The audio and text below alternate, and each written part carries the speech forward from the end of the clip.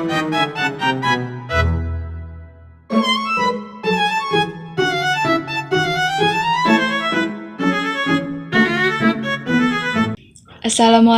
warahmatullahi wabarakatuh. Perkenalkan, nama saya Salvi Dwi Putri Rusmi dan anggota saya ada Fatrul Zikri Jansah, Uswatun Nadifa, Ratu Aulia, dan Viola Weliza Putri. Kami sedang ada tugas sosiologi kelas 11 membahas tentang penelitian. Nah, judul dari penelitian kami yaitu perebutan harta warisan di keluarga broken home di Subang. Nah, dalam video ini yang akan kita bahas yaitu 1. Identifikasi komponen konflik, 2. Pengumpulan data, 3. Pemetaan dan analisis data, 4. Penanganan konflik, 5. Pencegahan konflik, dan yang keenam yaitu kesimpulan. Keluarga broken home merupakan istilah yang digunakan untuk menggambarkan suasana keluarga yang tidak harmonis, tidak rukun, dan tidak sejahtera sehingga menyebabkan konflik dan perpecahan dalam keluarga. Nah, tujuan dari penelitian ini adalah untuk mengidentifikasi faktor-faktor penyebab terjadinya perebutan harta warisan dalam keluarga broken home seperti kurangnya komunikasi, ketidakjelasan hukum, atau ketimpangan dalam pembagian. Terus, menganalisis dampak perebutan warisan terhadap hubungan antar anggota keluarga, terutama dalam keluarga yang sudah tidak harmonis atau broken home. Lalu, menggali upaya penyelesaian konflik secara damai dan adil, baik melalui musyawarah keluarga, mediasi, maupun jalur hukum, adjudikasi. Aspek atau komponen yang digali, apa topik atau isu konflik yang akan diteliti, yaitu konflik antar saudara kandung karena perebutan harta warisan orang tua, di mana konflik ini terjadi yaitu di salah satu keluarga di daerah Subang. Kapan konflik ini terjadi? Di tahun 2024. Siapa saja pihak yang terlibat dalam konflik ini, yaitu saudara kandung, kakak, dan adik. Mengapa konflik ini terjadi? Yaitu diduga karena ketidaksepakatan pembagian warisan, rasa iri, dan ketidakkomunikasi yang terbuka. Bagaimana konflik ini terjadi? Kakak merasa lebih berhak karena selama ini merawat orang tua, sedangkan adik merasa harus bagi rata. Hal ini memicu pertengkaran. Kesimpulan sementara, jenis konflik yaitu interpersonal, konflik antar individu. Penanganan yaitu mediasi, penyebab perselisihan atau ketidakharmonisan. Dampak manifest yaitu terjadinya renggang hubungan antar kakak dan adik. Apa dampak dirasakan dari kondisi keluargamu? Hasil wawancara dengan AN, DR, SL merasa kecewa, sedih, dan kecewa terhadap saudara sendiri.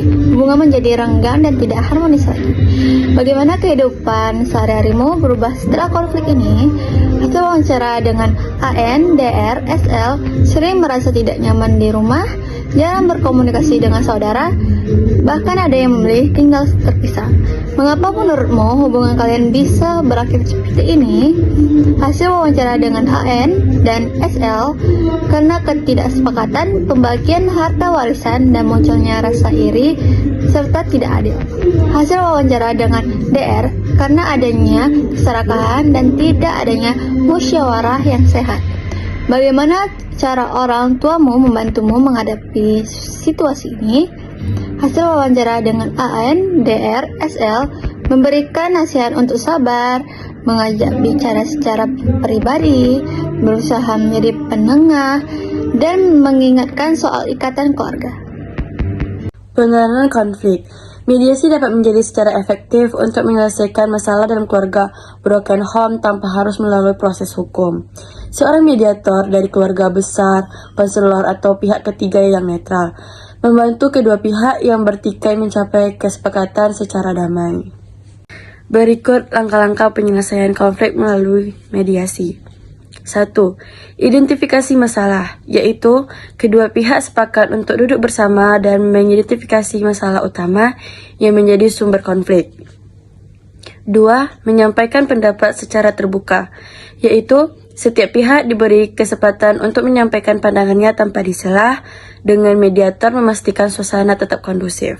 ketiga, pencarian solusi bersama, yaitu mediator memfasilitasi diskusi untuk mencari titik temu dan solusi yang terbaik yang bisa diterima oleh semua pihak. 4.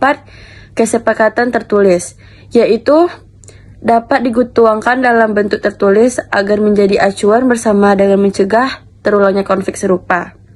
Yang kelima, evaluasi berkala, yaitu melakukan evaluasi atas hasil mediasi dalam beberapa waktu ke depan untuk melihat efektivasi menyelesaikan dan menjaga hubungan tetap baik. Pencegahan konflik, komunikasi terbuka dan empatik, membangun komunikasi yang jujur dan terbuka antara anggota keluarga sangat penting. Semua pihak perlu merasakan aman untuk menyampaikan perasaan, harapan, dan keluhan mereka tanpa rasa takut dikhianati. Ini dapat mencegah salah paham yang dapat memicu konflik. Kedua, menumbuhkan kebersamaan dan kasih sayang, meluangkan waktu bersama untuk melakukan aktivitas positif seperti makan bersama, jalan-jalan, atau berdiskusi ringan dapat mempererat hubungan dan menciptakan emosional yang kuat. Ini penting dalam menjaga keharmonisan di tengah kondisi keluarga yang tidak utuh. Ketiga, peran aktif kedua orang tua. Anak-anak membutuhkan perhatian dari kedua orang tua meskipun dalam situasi perceraian. Kehadiran dan keterlibatan kedua orang tua dalam pengasuhan akan membantu anak merasa dicintai dan diperhatikan, serta mencegah rasa kehilangan yang bisa menimbulkan konflik internal. Yang ketiga yaitu pemetaan dan analisis data. Dalam analisis data, kita menggunakan pohon konflik atau tree of conflict. Dalam pohon konflik, membahas akar masalah, masalah utama, dan dampak konflik seperti gambar di samping. Jadi, akar masalah dari konflik yaitu ketidakharmonisan dan pembagian yang tidak adil. Masalah utamanya yaitu perebutan harta warisan.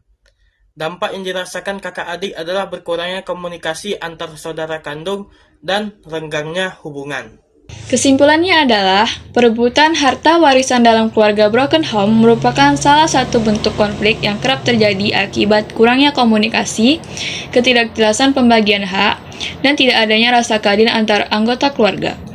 Dalam situasi keluarga yang sudah tidak harmonis, konflik warisan cenderung lebih kompleks karena dipengaruhi oleh luka emosional masa lalu serta kurangnya kepercayaan satu sama lain.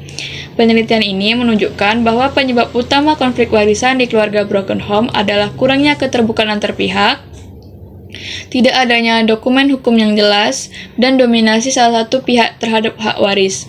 Hal ini berdampak pada hubungan keluarga yang semakin renggang, bahkan memicu perseteruan berkepanjangan. Penyelesaian konflik melalui jalur musyawarah masih menjadi pilihan terbaik. Namun, dalam kasus yang tidak dapat diselesaikan secara damai, melalui pengadilan menjadi solusi hukum yang sah. Penting bagi keluarga, terutama dalam kondisi broken home, untuk mengedepankan keadilan dan komunikasi demi menjaga hak semua anggota keluarga, khususnya anak-anak. Terima kasih.